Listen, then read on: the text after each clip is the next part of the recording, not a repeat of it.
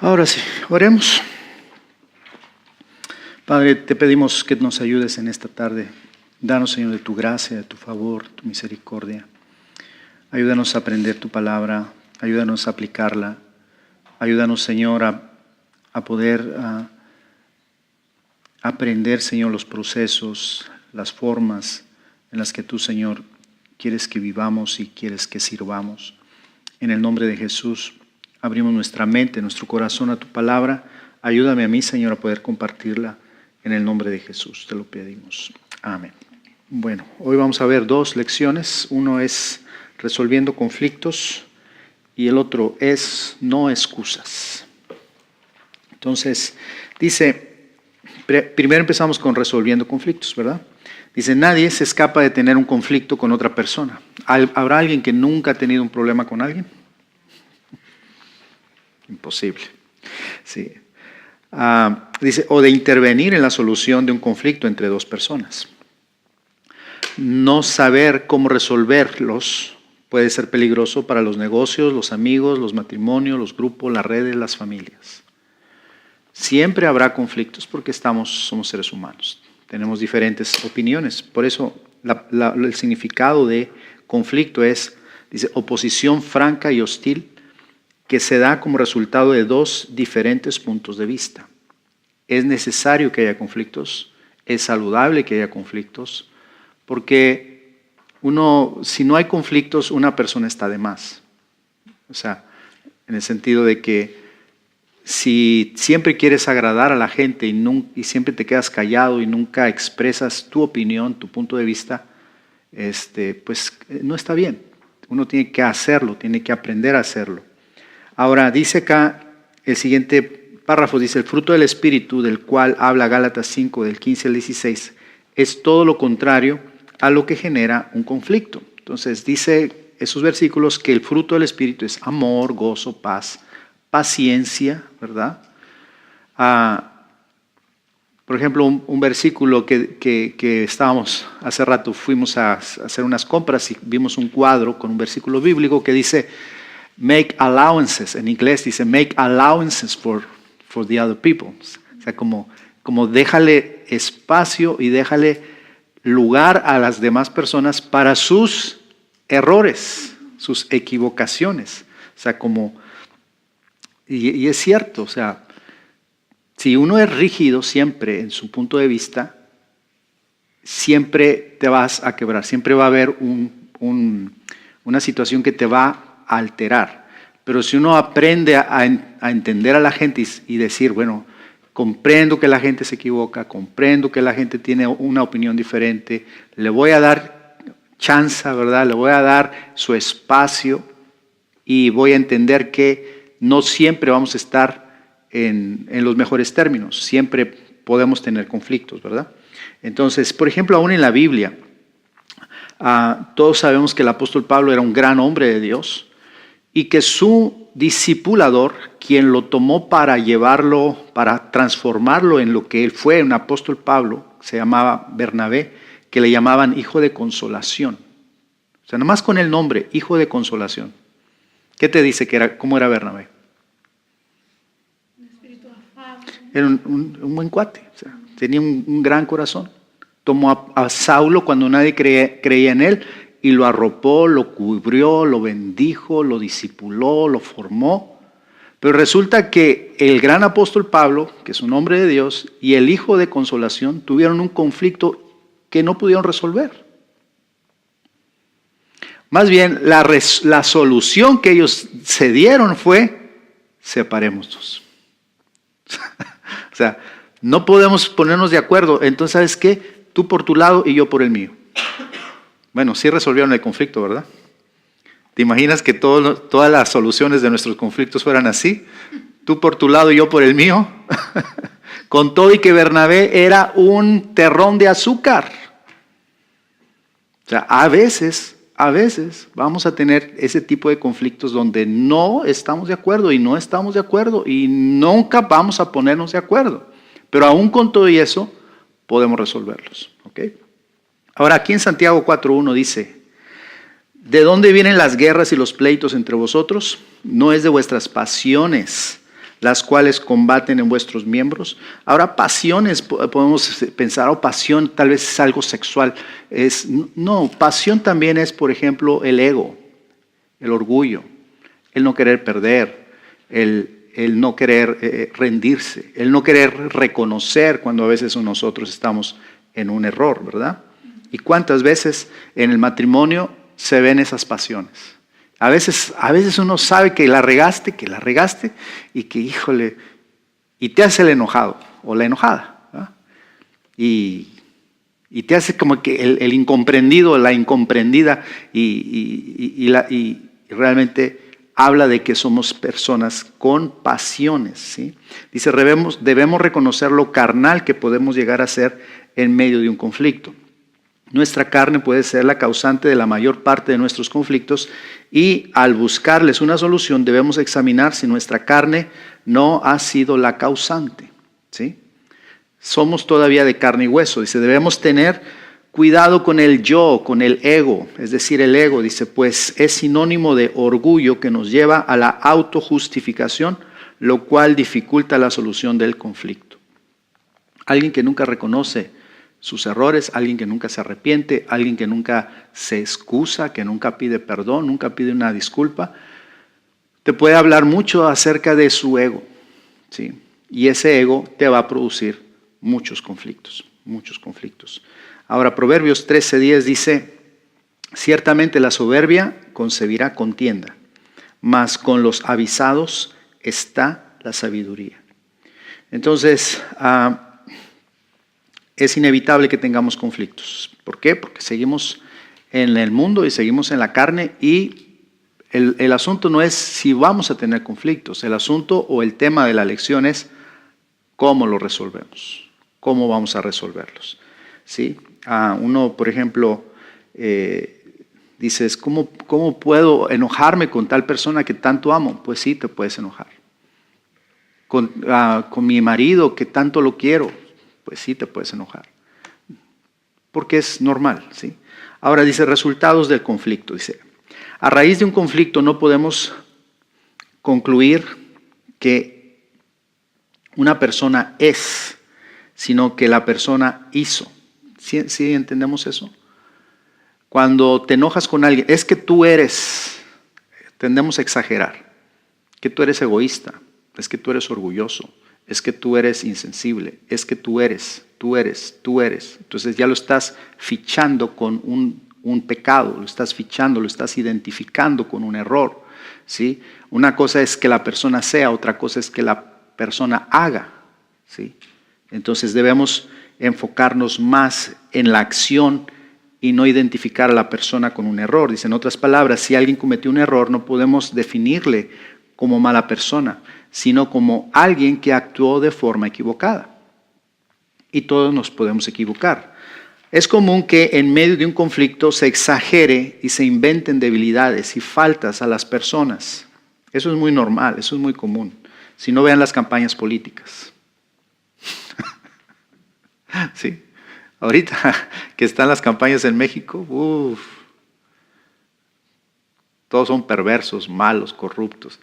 Y no digo que no, o sea, no digo que haya de eso, pero a veces se exageran las cosas, se exageran las cosas. Cuando te enojas con una persona, le encuentras, lo describes a veces como el peor, el más perverso, el más malvado, y a lo mejor no necesariamente sea así.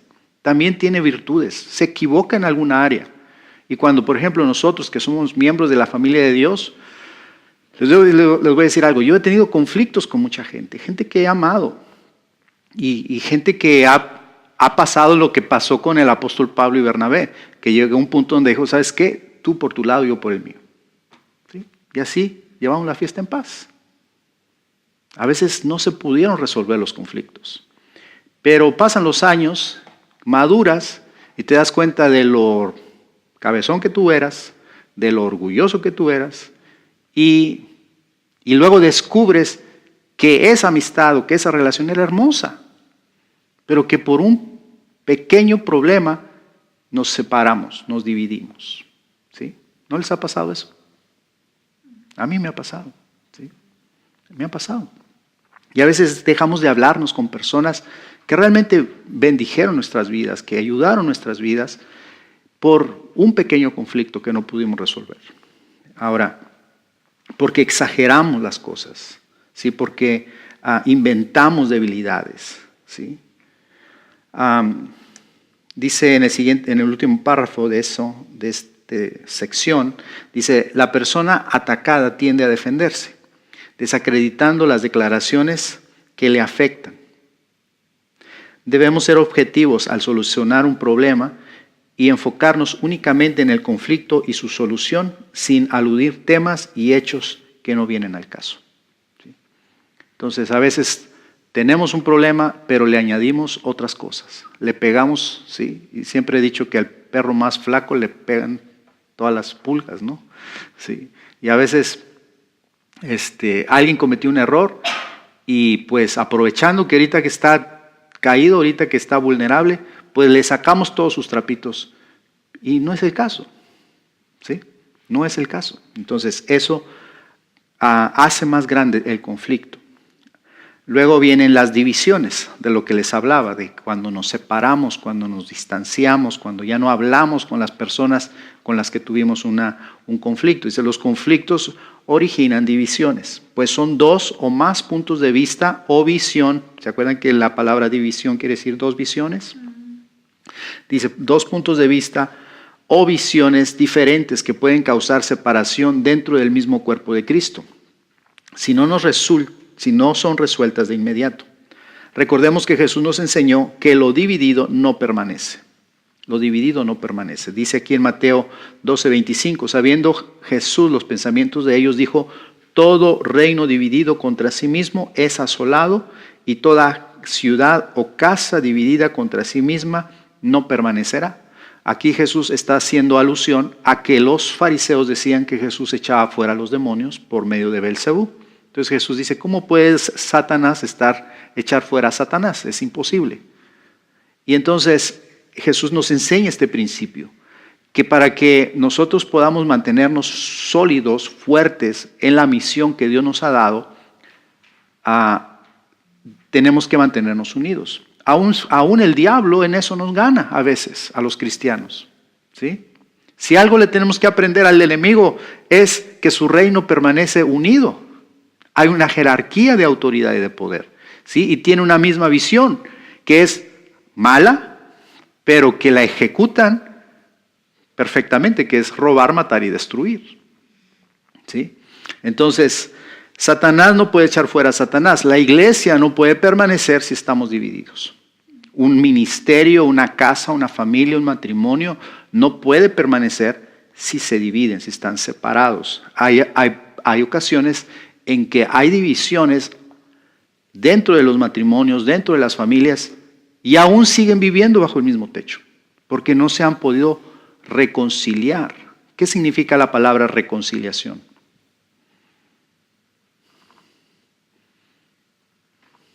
A ver, ¿qué es conciliar? Ponerse de acuerdo. Reconciliar es eso, llegar a un acuerdo, estar en paz, ¿sí? ¿Ok? Ahora dice, los conflictos desgastan la energía y consumen tiempo en actividades poco productivas. Debemos buscar la paz con quienes nos rodean. Eso es muy cierto, los conflictos desgastan la energía. En otras palabras, tú te la pasas pensando constantemente en ese problema, en ese conflicto. Es un desperdicio de tu energía. En lugar de estar pensando en algo productivo, en algo en lo que tú puedes emplear tu tiempo, en algo que te puede generar alguna ganancia, tanto espiritual o material o relacional, lo que sea, estás desgastándote, dando de vueltas. Es como, por ejemplo, tener el carro encendido, la velocidad en parking y acelerando todo el carro. ¿Qué pasa? Tú estás quemando gasolina, no vas a ningún lugar, ¿sí? Estás tenso, acelerando tu carro, echando una humadera por todas partes, pero no resuelves nada, ¿sí? Entonces, es un desgaste de nuestras energías. En Romanos 12:18 dice, Si es posible, subrayen esa frase, si es posible. A veces no es posible. Sí, a veces no es posible. Y aquí Jesús más adelante nos explica cuándo es cuando no es posible. Dice, si es posible, dice, en cuanto dependa de vosotros, ¿de quién debe depender? De nosotros. O sea, nosotros debemos ser proactivos en la reconciliación, proactivos en la resolución de los conflictos. ¿Sí? Dice, si es posible, en cuanto dependa de vosotros, estad en paz con todos los hombres. Estad en paz con todos los hombres. Entonces el Señor nos manda a nosotros a ser embajadores de la paz y procurar estar en paz con toda la gente. Ahora, métodos que se emplean. Algunos métodos, aquí hay métodos malos y un método bueno de cómo podemos nosotros intentar o afrontar los conflictos. Primero, evitar el conflicto totalmente. Hay personas, dice, que les molesta algo, pero no hablan directamente con quien deben, sino esperan hasta que estalla el problema. Como que no pasa nada, pero te está molestando. Entonces no hablas del asunto. Es, por ejemplo, les voy a poner un ejemplo, y eso lo emplean muchas veces. Es como tener un elefante aquí en medio de la iglesia. ¿Sí? ¿Qué pasaría si el domingo, cuando tú llegas a la iglesia, hay un elefante aquí en la iglesia? Y tú entras y le sacas la vuelta y te sientes, y ahí está el elefante. Y se hace popó y ¿cómo se dice?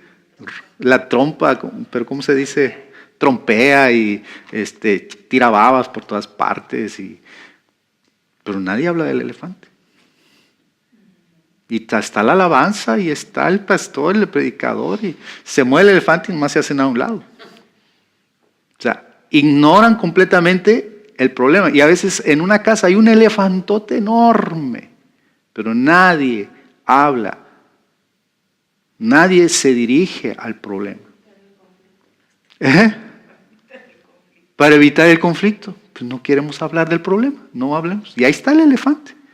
Pero ¿qué sucede? El elefante o el conflicto te va a destruir. O sea, te va a destruir. O sea, te va a arruinar todo. Realmente la gente se enfocará en medio de un servicio de adoración, se enfocará en la presencia de Dios, en el mensaje, estando un elefante metido en la iglesia. No, lo mismo pasa en el hogar. Nadie es feliz, pero nadie quiere dirigir o enfrentar el conflicto. Hasta que estalla.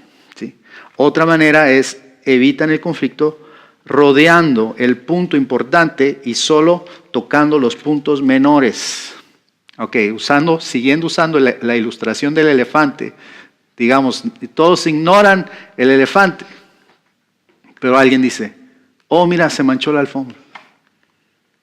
Y todos están hablando de la alfombra que se manchó, de que hay que recoger, que huele mal el lugar, de que, ¿sí? Pero ¿cuál es en sí el problema que está sucediendo ahí?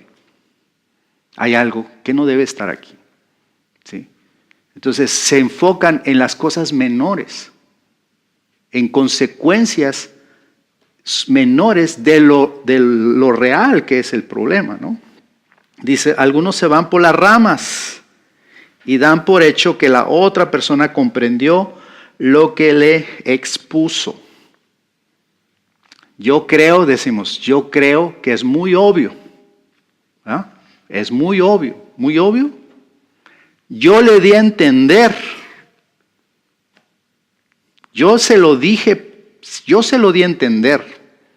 Al buen entendedor, pocas palabras. Y usamos esas expresiones que lo único que hacen es darle de vueltas al problema, hablas ciertos detallitos, pero realmente nunca lo afrontas. Siempre le estás dándole vueltas al asunto. Dice, esto evita buscar una solución efectiva, pues el problema continúa. ¿Cuál sería la resolución del problema si tuviéramos un elefante en medio? Sacarlo. Mandar llamar expertos para que lo saquen. ¿Verdad? Hay que tumbar una pared para sacarlo, pero ¿cómo se metió? Pues quién sabe. Pero de alguna manera hay que sacarlo, ¿sí? Ahora, otros, dice, evitar el motivo y dar otro que no es motivo. O sea, redirigen el problema a otro problema. ¿Me explico? ¿Cuál sería en este caso? ¿Quién lo metió? ¿Quién dejó la puerta abierta? Y peleándonos por eso. En ese momento, ¿qué importa eso? ¿O no? ¿Qué importa? Hay cosas que ya no importan, que ya no interesan. Entonces, se evitan el motivo real y se inventan otro motivo. Por temor, muchas muchas personas no exponen lo que realmente les molesta y se valen de otras situaciones para crear un conflicto, sin buscar solución al problema que realmente les incomoda. Sucede mucho en las familias, sucede mucho en los matrimonios. A veces no se tiene el valor para decir exactamente qué es lo que te molesta. Y a veces digo y uno dice, es que él debe entender o ella debe entender. Es muy obvio. Y a veces no. A veces la persona no capta. Si ya sabe que me molesta eso, ve mi cara, ve mi disgusto. Cada vez que dice eso, pero nunca se lo has dicho. No me hables así, no me digas eso, no me digas ese apodo. O no me digas, ¿sí? Por ejemplo, mi esposa, una vez estábamos recién casados, yo no sé por qué me emocioné, y le digo, no hombre, mano. Así le dije, no hombre, mano. Y ella me dijo, nunca me vuelves a decir mano, no soy tu mano, soy tu esposa. ¿Cuándo te he vuelto a decir mano?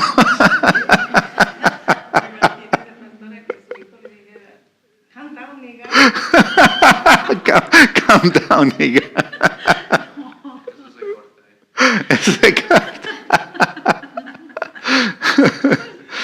Entonces, o sea, tienes que decir, no me gusta que me digas así, me molesta, me cae bien gordo, me enoja.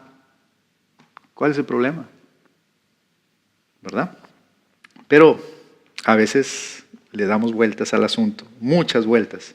Yo quiero que ustedes vayan a resolver conflictos a su casa. Saliendo de esta lección, ve a resolver algunos conflictos y atrévete a decir cosas que no te gustan, que te incomodan, que te molestan. Ve y echa fuera el elefante que está ahí metido en una relación o en tu familia o aún aquí mismo en la iglesia. ¿Sí? Ahora dice aquí, señalar la verdadera causa. Esta es la manera correcta. Señalar la verdadera causa y proponer una solución. Es decir, aquí hay un problema, ¿cómo lo vamos a arreglar? Tenemos que buscar la solución. Dice, debemos ser claros y tener una buena disposición para solucionar un conflicto. Eso es muy importante, la disposición. A veces no importa cómo se originó, quién empezó. Ok, no vamos a discutir eso. Aquí hay un problema y hay que resolverlo. Aquí hay algo que tenemos que enfrentarlo todos y tenemos que salir adelante de esto para poder vivir en paz, para poder vivir en armonía, ¿sí? Y no echarnos culpas, ¿sí? Es que tú eres. Ya vimos que eso no funciona. Tenemos que enfrentar la acción y no fichar a la persona con su error o con su pecado. Dice, debemos enfocarnos en el problema y en buscar. Dice, no debemos, enfocarnos en el problema y en buscar un culpable, sino en hallar una solución. Sabemos que hay un problema, ok, vamos a buscar la solución. No vamos a estar culpando a las personas. Dice, esta es la mejor manera de solucionar un conflicto.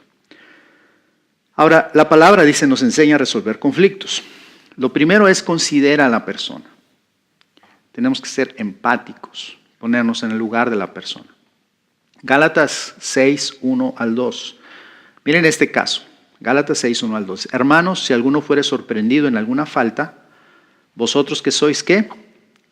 ¿Cómo responden los espirituales? Dice, restauradle con espíritu de mansedumbre. La palabra mansedumbre y humildad es lo mismo. Digamos, restáurale con humildad.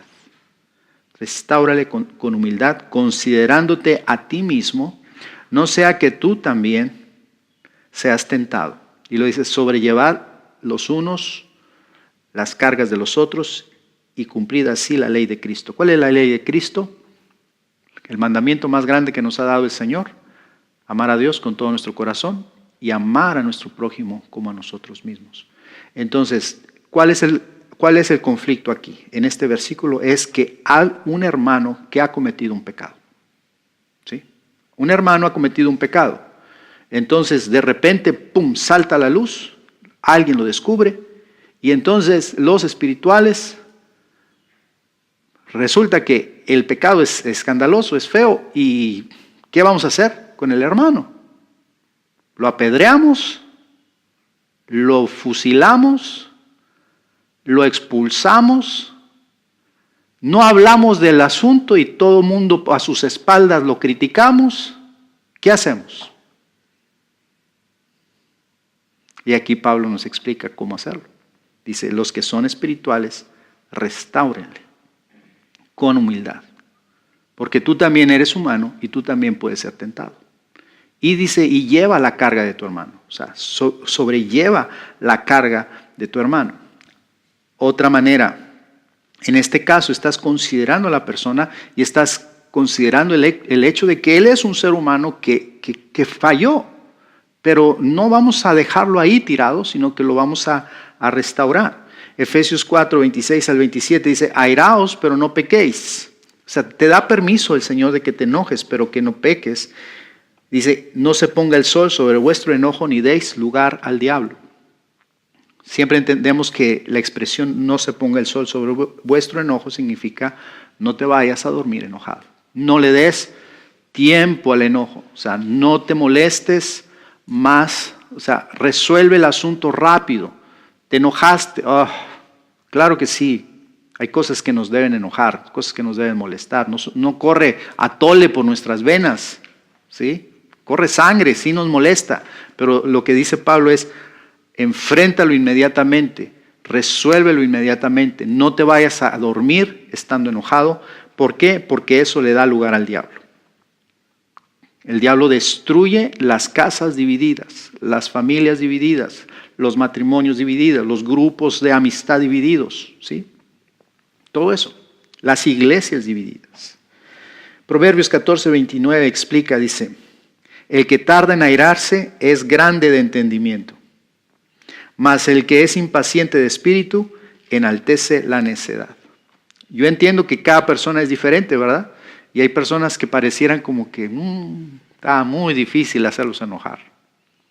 Pero hay otros que son un cerillito.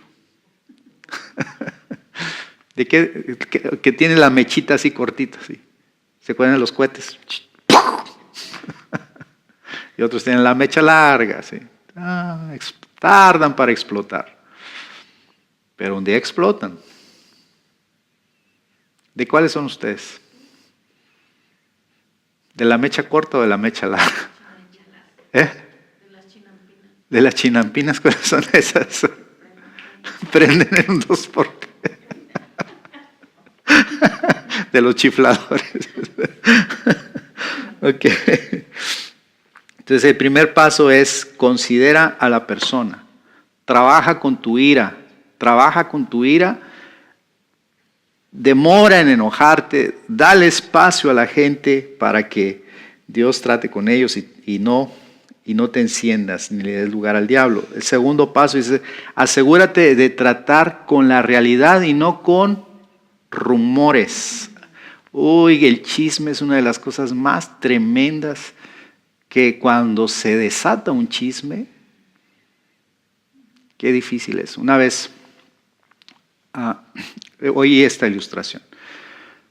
Resulta que un hermano de la iglesia empezó a murmurar de otro hermano de la iglesia.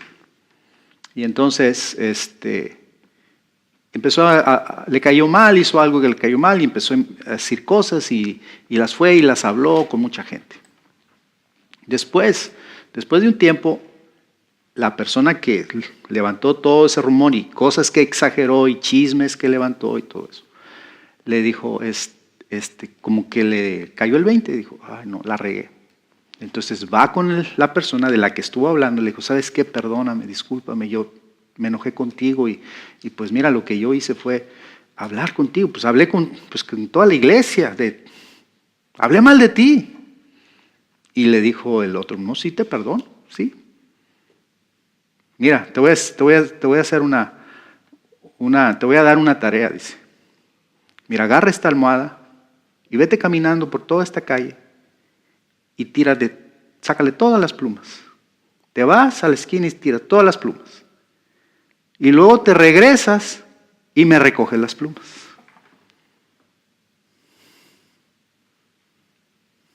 ¿Cómo? ¿Será que las iba a recoger todas? No, es lo que hace un chisme, una murmuración, una difamación. ¿Sí?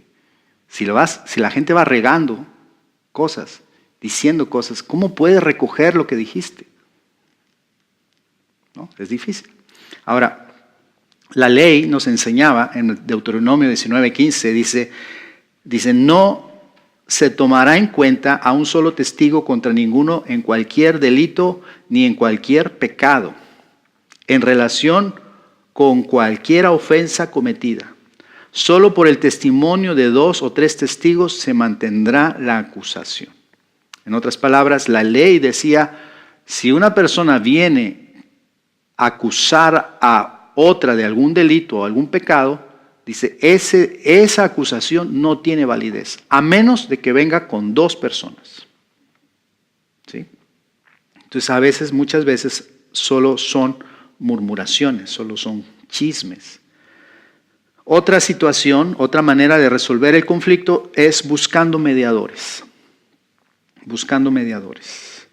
Y aquí Jesús nos dice en Mateo 18:15 al 17, dice, por tanto, si tu hermano peca contra ti, otra vez dice, si tu hermano ¿qué?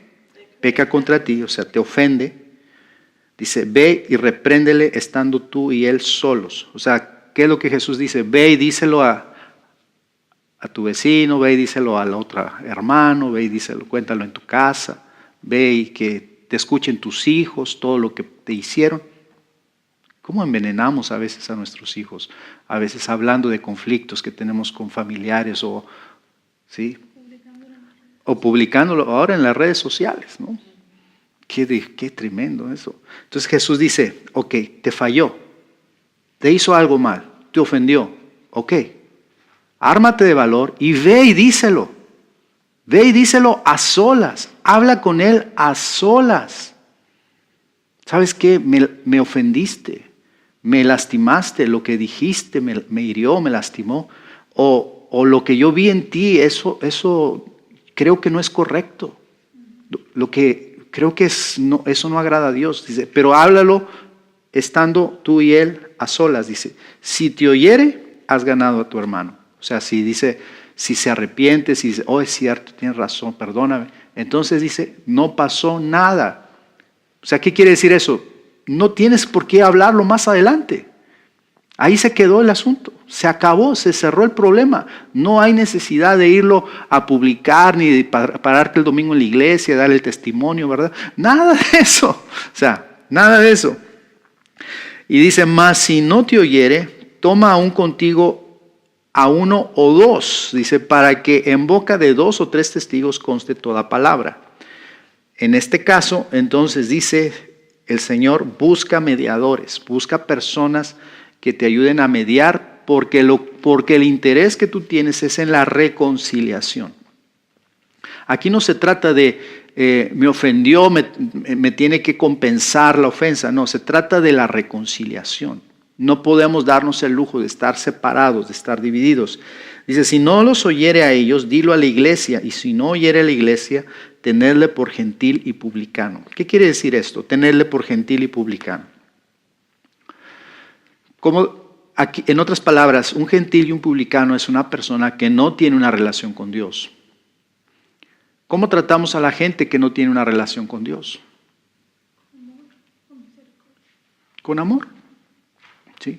A veces pensábamos, tenerle por gentil y publicano es echarlo fuera de la iglesia porque este hombre es un pecador. No, es simplemente, ok, entonces, él está actuando como si fuera una persona que no conoce a Dios.